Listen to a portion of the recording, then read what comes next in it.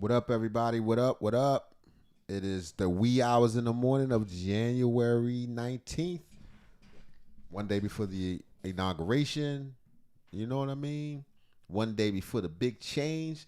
And TikTok has gone dark already. I'm so sorry for everybody. I know this is sad. I know people online crying. How am I going to do it? I don't understand.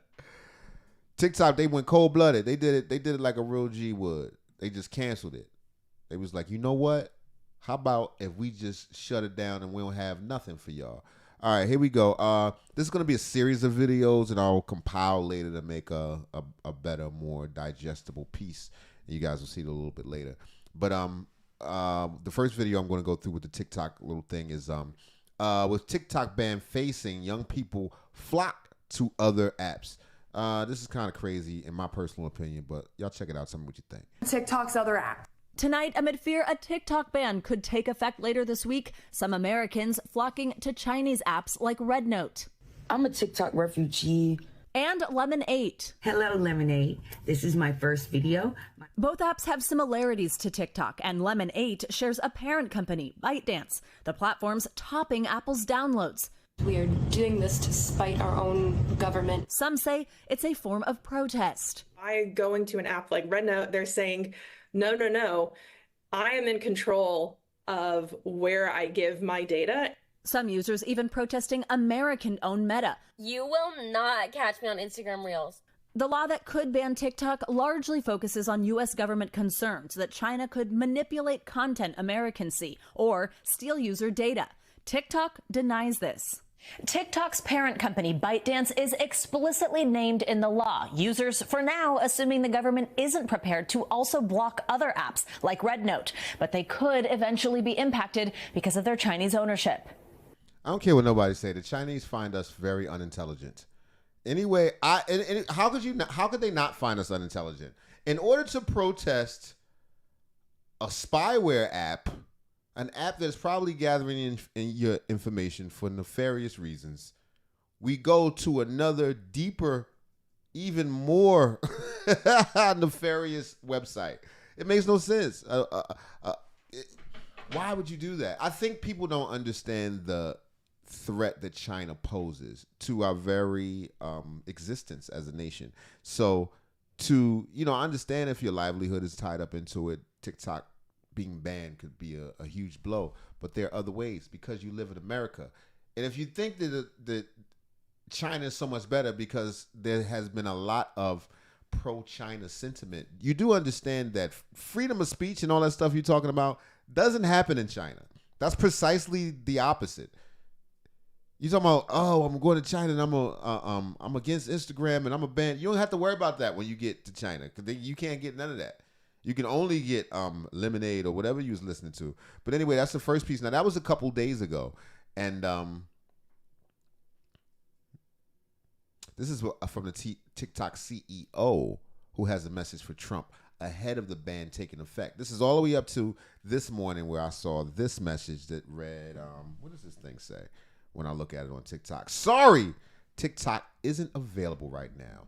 A law banning TikTok has been enacted, my bad, in the U.S. Unfortunately, that means you can't use TikTok right now. We are unfortunate that President Trump has indicated that he will work with us on a solution to reinstate TikTok once he takes office. Please stay tuned. I don't care what nobody say. I think Elon Musk gonna buy it, but that's neither here nor there. Here we go. This is this next video. TikTok CEO has a message for Trump after the ban takes effect. Here we go. Million users are watching the clock on TikTok in the U.S. In about 32 hours, it's supposed to be outlawed by a bipartisan law. The Supreme Court upheld that ban today. They sided with the U.S. government over national security concerns. Okay, so I'm a little bit slow. Actually, it probably didn't get ended early. It's just in my time zone. It hit a little bit earlier than some places, but yeah, it definitely hit, and it's not on. Here we go. The app stays under Chinese ownership. But today, the Biden administration signaled it's not going to enforce the ban come Sunday, leaving it to the next administration, which, of course, takes power on Monday. Here's President Biden a short time ago. What's your take on the TikTok decision today, sir? I don't know what the hell is going on. Well, the city's going to name the next president anyway, so I think it will work. Well, the next president, Donald Trump, has been working on an executive order to delay the ban, according to sources. The president-elect posting today that he spoke with... Everybody's so phony, and I don't care what nobody says. Xi Jinping looks very friendly. I know he's not, but I'm just saying. Chinese President Xi Jinping about the app, which he actually wanted to ban himself at one point. TikTok's CEO is already showing his gratitude with, of course, a TikTok video. I want to thank President Trump for his commitment to work with us to find a solution that keeps TikTok available. This is the owner who is supposedly Singaporean. He's from Singapore and not connected with the Chinese at all. Although we know that, I don't know. You got to understand, you saying that to Americans, we just thinking close enough. That's what we thinking. Close enough. We can't really tell the difference. But that's the politicians. The standard Americans don't care. They like, you can have my data. Do whatever you want to do. I'm just trying to dance and sell my candles on TikTok. How else am I supposed to do this if y'all try to shut this down? Anyway. In the United States. We are grateful and pleased to have the support of a president who truly understands our platform. One who has used TikTok to express his own thoughts and perspectives. But the idea of the ban of TikTok happened during the initial Trump presidency. That's not me pointing fingers at nobody, just stating the facts. Connecting with the world and generating more than 60 billion views of his content in the process. Let's turn now to CNN chief media analyst Brian Stelter. Okay, Brian, here's the thing. What happens on Sunday when people click on the TikTok icon on their phone? They're going to cry. Initially, at least until a few hours ago, my impression was that the Apple App Store, the Google App Store would have to remove the TikTok app. So if you wanted to download it for the first time, you couldn't. If you still already have the app on your phone, it would just continue to function like normal. That's how they pitched it. But if you look on TikTok right now, that is not true. But like a car that's running out of gas, it would start to break down and stop functioning over time. However, Brianna, I've changed my thought on this in the last few hours. Now that the Biden administration has said they're not going to enforce the law on Sunday, I don't think users are going to see a change on Sunday unless ByteDance, the owner of TikTok, wants to send a message by telling its users, hey, this app is in trouble. Americans are trying to shut us down. Take action. Pressure. Of that they did. It's so dope to see something in hindsight. This is only a day old, but he called it. Politicians. But frankly, they've already achieved that through lobbying action, through influencers. TikTok has pressured politicians, including Trump, and seems to be winning.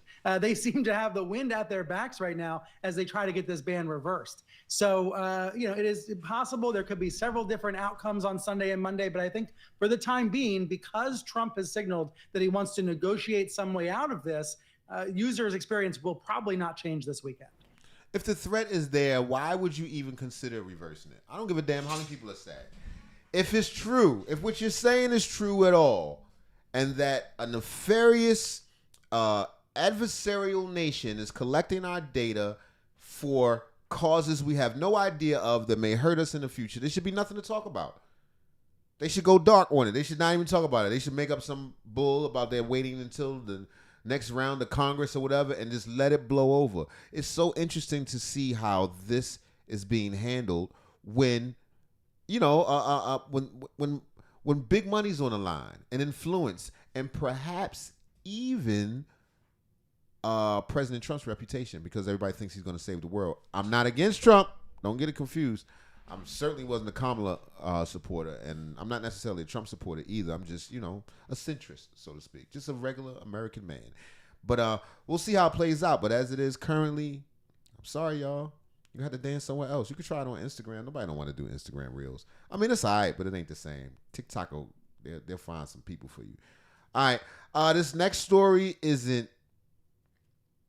It's a little tough to look at. Let's check it out. It's entitled. This is from Poetic Flacco, my correspondent. It's entitled "Teen Who Killed Gillie's Son Gets Gunned Down in front of his mama." This is rough. If you know about Gillie the Kid, I don't know if he probably calls himself Gillie the King now. Gillie and Wallow, they have a very popular podcast, $1 million worth of game. I like the fact that they speak from an OG perspective, and they also talk about a lot of the current things that are happening with the youth inside the hip hop community, considering the fact that Gillie had a nice little career. He had a run in the late 90s, early 2000s, and which gives him access in a way that a lot of other content creators may not have. Similar to, let's think of Drink Champs or something like that if you've seen it before. They've made great strides, and I believe within the last year, you know, a lot of times when things are going good, the devil's always at work, and I believe within the last year, his son was unfortunately unalived in some tragic street incidents.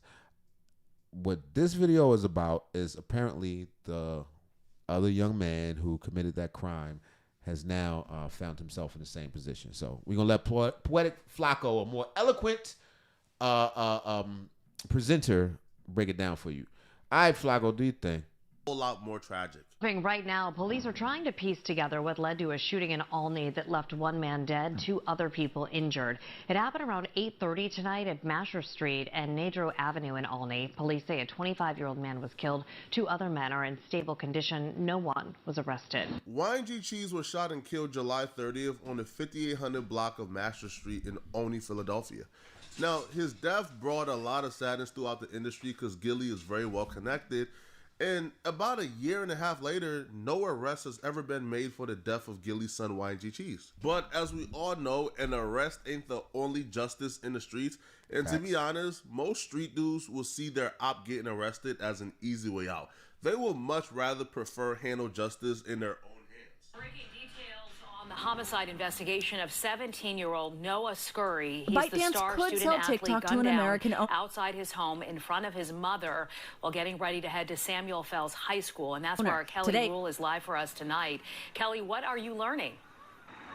The tragedy surrounding the death of Gillie the Kid's son, YG Cheese, My bad, y'all. just got a whole lot more tragic. Right now, police are trying to piece together what led to a shooting in Olney that left one man dead, 2 other people injured.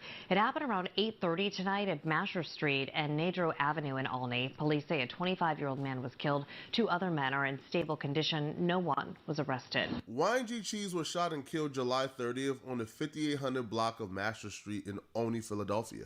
Now, and that was Gillie's son. His death brought a lot of sadness throughout the industry because Gillie is very well connected. And about a year and a half later, no arrest has ever been made for the death of Gillie's son, YG Cheese. But as we all know, an arrest ain't the only justice in the streets. And to be honest, most street dudes will see their op getting arrested as an easy way out. They will much rather prefer handle justice in their own hands. Breaking details on the homicide investigation of 17-year-old Noah Scurry. He's the star student athlete gunned down outside his home in front of his mother while getting ready to head to Samuel Fells High School. And that is this a young man who apparently committed this crime? Is that what they're alluding to? That's where our Kelly Rule is live for us tonight. Kelly, what are you learning? Well, Sheba, police say they are looking for at least 2 people for this homicide, possibly a third, and they believe they do have the vehicle that was used in the crime. But tonight, law enforcement sources are telling me they believe Noah Scurry appeared in a rap video with guns that was posted to social media the day before he was killed. Scurry, this is the hood Static Shock. How do we have, what evidence do we have that this is the guy that harmed Gillie's son? During the day, he was a basketball star. He was the smartest kid in his school. He had the highest SAT scores. He had D1 and college offers. But during the night, he was a murderous, gang-banging rapper. Wow. And he would even wear a mask whenever he rapped or whenever he engaged in street activities because he didn't want for that to interfere with his high school basketball dreams. You gonna need another headshot count on my body. Yo, this a D1 crash out in the likes we ain't never seen before. He had D1 offers to go to college, and he was a D1 crash out in the streets. He would rap about having 5 bodies, and then in this newly released song called Swing My Way, he openly raps about how now they would need 2 hands to count his bodies. Insane way in that he just caught another one and put his body count at 6. To the youth, I don't know if any of the other OGs is going to say it. I'm sorry. I don't know what we was saying. We didn't know it was going to come to this. I never made a rap record, but if I would have, it probably would have sounded like the precursor to this was happening right now. This is not uncommon. That's the crazy thing. It's not that this happened. Is that this happens all the time. This is standard. It's a lot. It's a huge community, if you want to call that, of drill rappers who. This is how they get down. And I feel like my generation failed this generation, just in my particular instance. I'm sorry. I know what y'all are thinking, man. Flacco, cut the buffoonery. Right, that's what I was saying, man. Bruh, this kid ain't never catch no bodies. No, not that. I believe he caught the bodies. The kids is doing it all the time. I'm just saying I don't need to hear that much of it. Seemed like it, but no. This kid was an alleged killer. During the day, his family only know him as Noah, the basketball player. But during the night, he was known as Joker OTV. And he wasn't just rapping about bodies. He was allegedly catching the bodies as well. See, he was being credited for a very high-profile murder in the city of Fat Dame. Noah not only murdered Fat Dame allegedly, but he walked him down with a switch and took his face off in broad daylight.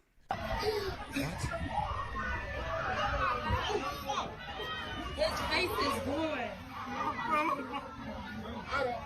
Noah Scurry was never arrested or charged with the death of Fat Dame before his own death, but it was pretty well known in the city of Philadelphia that Noah Scurry may have been responsible for that death. But that death was so vicious and so ruthless that the high school girl who walked by stated, "Oh my God, his face is off."